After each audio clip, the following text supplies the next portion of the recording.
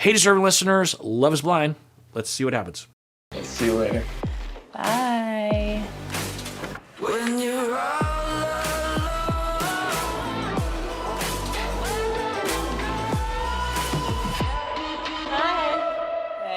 How'd it go? Wait, what's going on? Breakups taste good. Do breakups Good. He was just a little bit of a clown. My God. What, was Madison like this the whole time? What?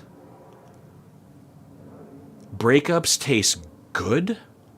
What the possible fuck are you talking about?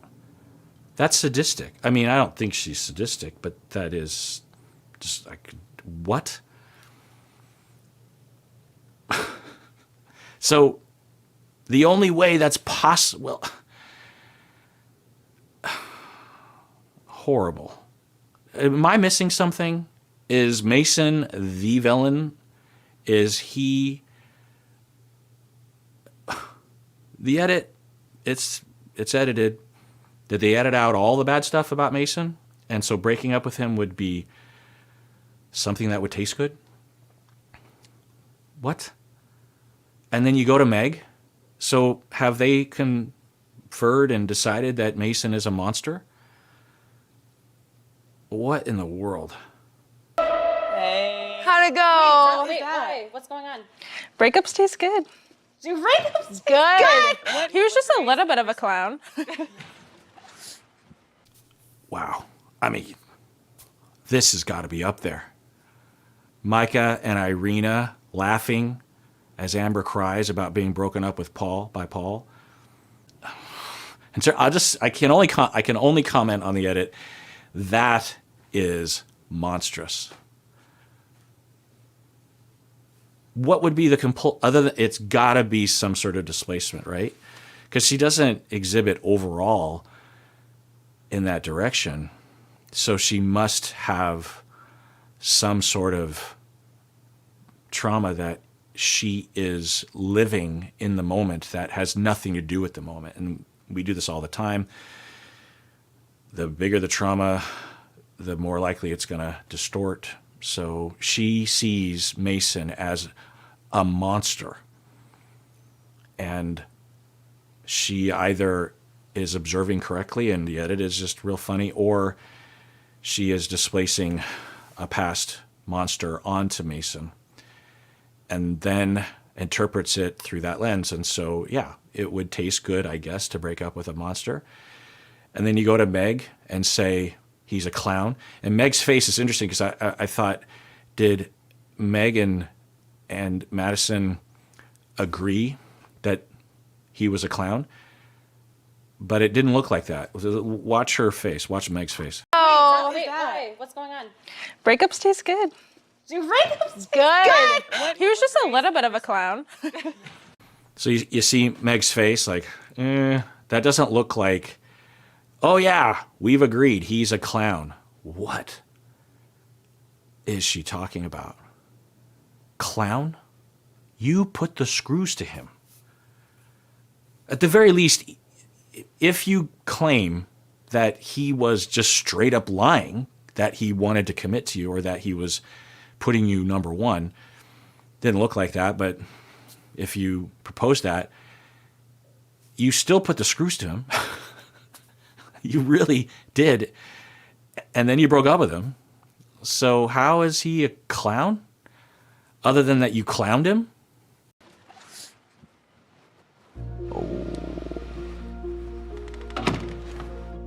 You good, Mason? How you doing? Need a minute to digest shit. Oh. And I guess Alex can now talk openly with Mason, right? And I can see Alex listening to Mason because he likes Mason and would say, wait, Madison did what? How you doing, man? Good. Feeling all right?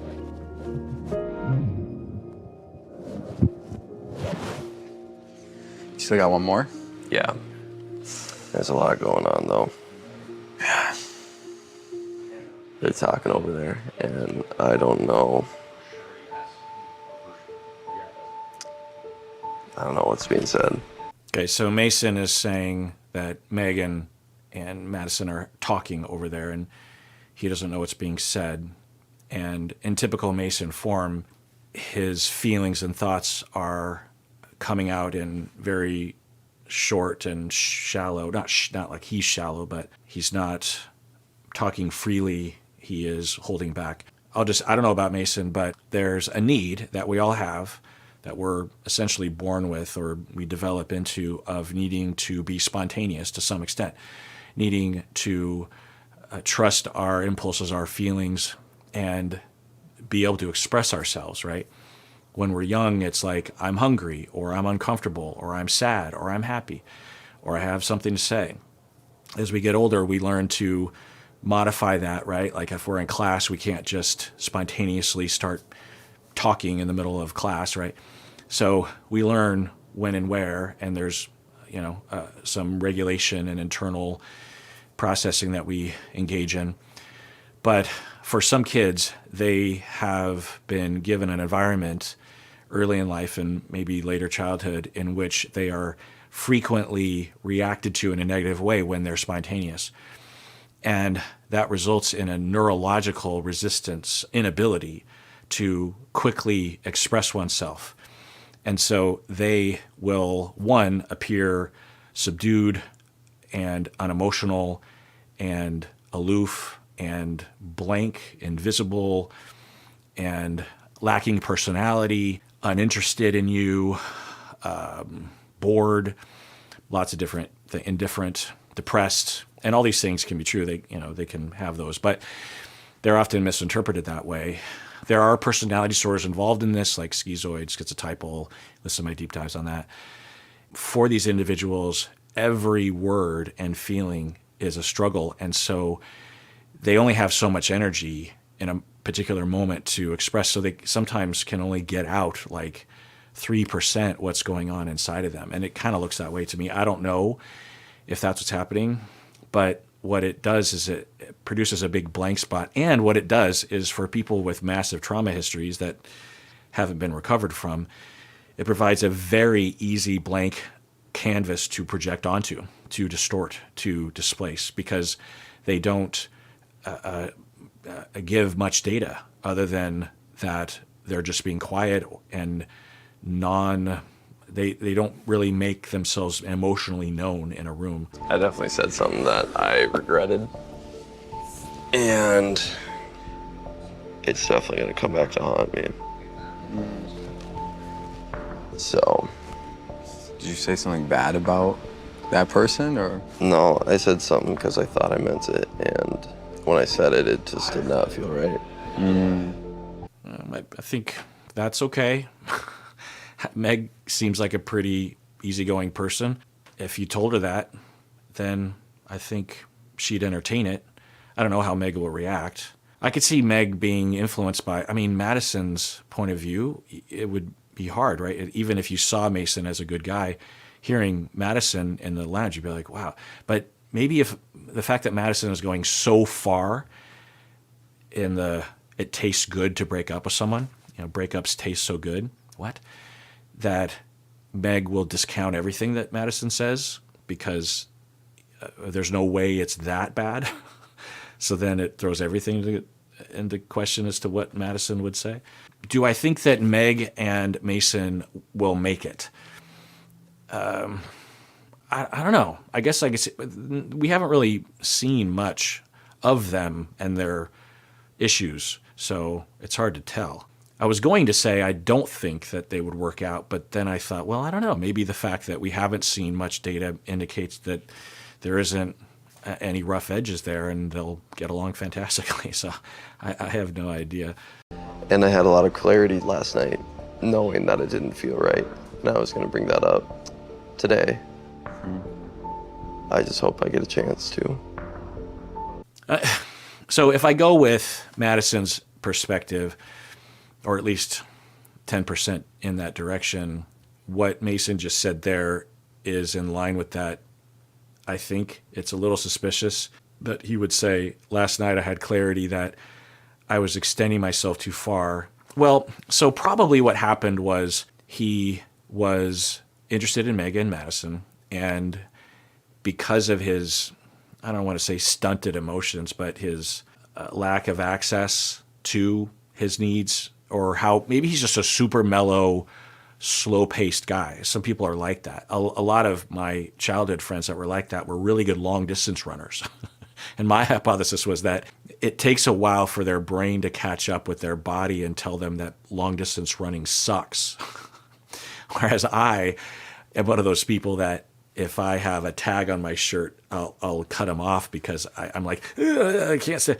And so when I run long distance, like, a quarter lap around the track, and I'm just like, I hate running.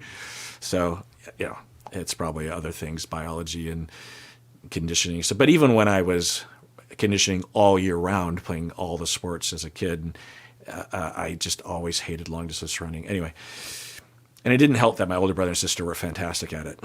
But so, maybe he's just really. So I'm guessing what happened was he was interested in both, but he liked Madison more, and he wasn't sure though. And when Madison put the screws to him, then he sort of jumped forward a little bit and didn't feel good about it because he was being pressured and given an ultimatum.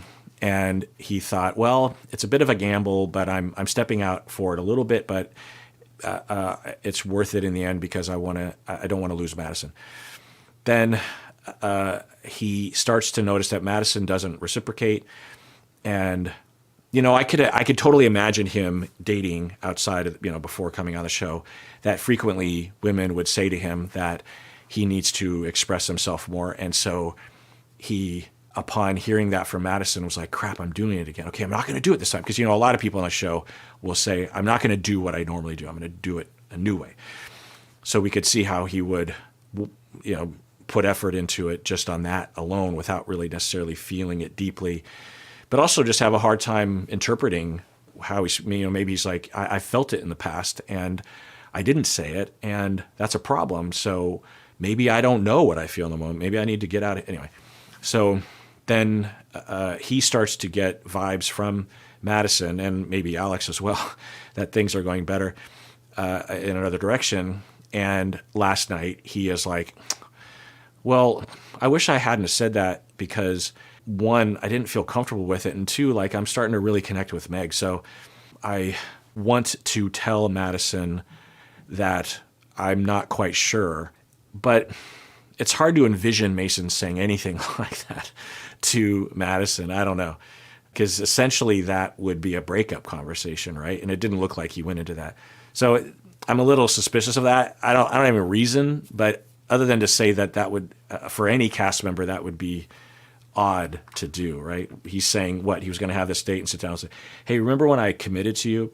Well, I want to rescind that because I said it in haste and I didn't really mean it. Like I don't know. Maybe he was thinking he might, but wouldn't. Anyway.